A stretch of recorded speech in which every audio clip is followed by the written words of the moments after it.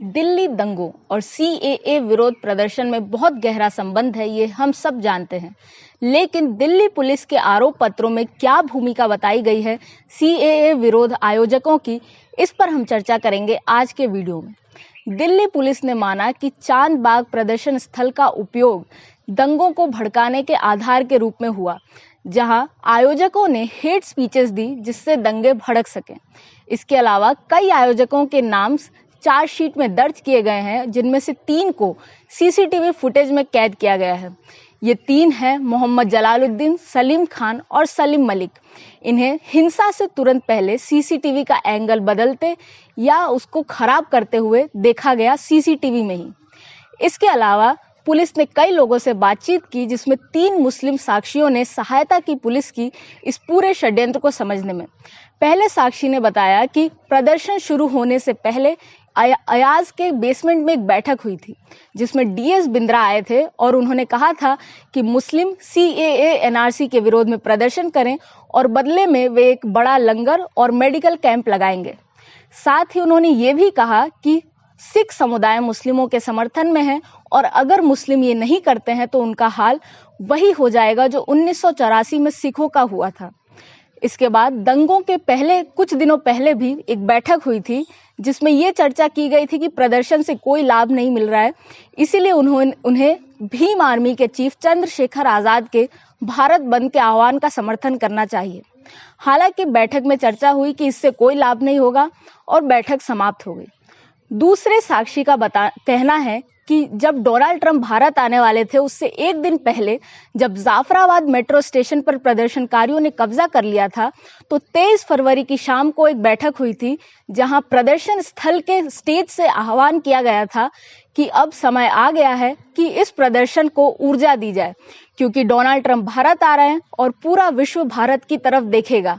उन्होंने साथ ही आयोजकों ने लोगों को ये भी कहा कि वे अधिक से अधिक लोगों को लाएं, लेकिन अपनी सुरक्षा का भी ख्याल रखें, क्योंकि पुलिस के साथ झड़प होने की संभावना है। तीसरे साक्षी ने बताया कि डीयू, जेएनयू और जामिया के कई स्टूडेंट्स आते थे जो भाषण देते थे। साथ ही सीएए एनआरसी को मुस्लिमों के विरोध का बताया जा रहा था और डीएस बिंद्रा लंगर लगवाते थे। आपको बता दें कि डीएस बिंद्रा एआईएमआईएम के नेता हैं। इसके अलावा वहां आयोजक ये भी कहते थे कि मुस्लिमों को डिटेंशन कैंप में भरकर यातनाएं दी जाएंगी। ये बातें थी साक्षियों की, और कुल मिलाकर सीसीटीवी फुटेज, फोन रिकॉर्ड्स और जितने लोगों से पुलिस ने बात की, उससे हम 5 निष्कर्ष निकाल सकते हैं। पहला ये कि ये जो प्रदर्शन है, वो प्रदर्शनकारी जो हैं, वे आयोजकों द्वारा ही भड़काए गए थे दंगा। दूसरी बात ये कि आयोजक जानते थे कि हिंसा हो सकती है, इसलिए उन्होंने लोगों को तैयार रहने के लिए कहा था।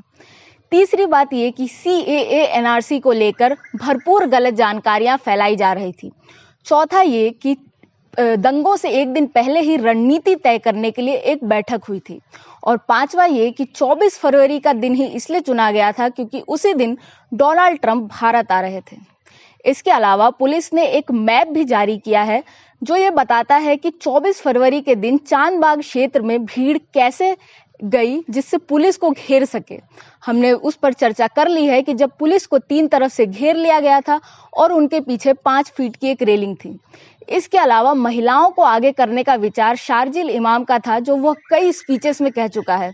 उसने कहा था कि महिलाओं को आगे करने से पुलिस कोई कार्रवाई नहीं कर पाएगी और दंगाइयों के लिए कार्रवाई करना आसान हो जाएगा।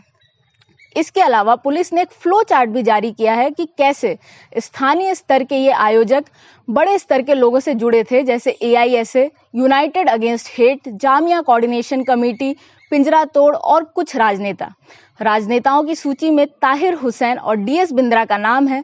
वहीं जामिया कोऑर्डिनेशन कमेटी में सफूरा जरगर का नाम है। इस प्रकार हमने देखा कि 24 फरवरी को जो दंगों की पहली घटना हुई, वह सीएए प्रदर्शन स्थल से ही बढ़कर आगे बढ़ी।